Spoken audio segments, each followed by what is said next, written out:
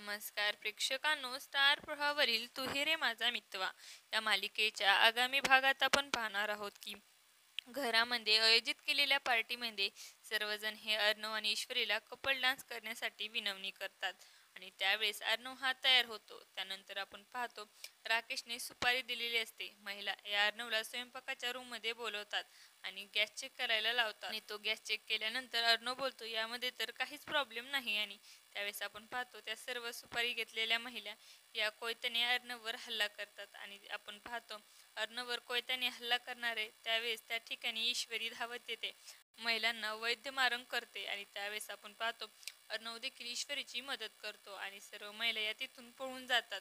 तेव्हा अर्णव हा ईश्वरीला बोलतो, मी तर कुठल्याच महिलेवर हात उचलत नाही आणि आज उचलला देखील नाही, परंतु माझ्या बायकोने मात्र अगदी जोरदार डिश केली आहे.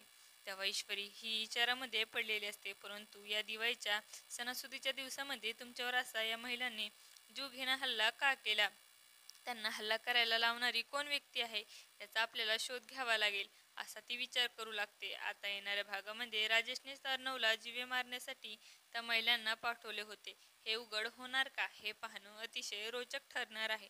तुम्हाला जर आपला व्हिडिओ आवडला असेल तर चॅनलला लाईक, शेअर आणि सबस्क्राईब करायला विसरू नका. धन्यवाद.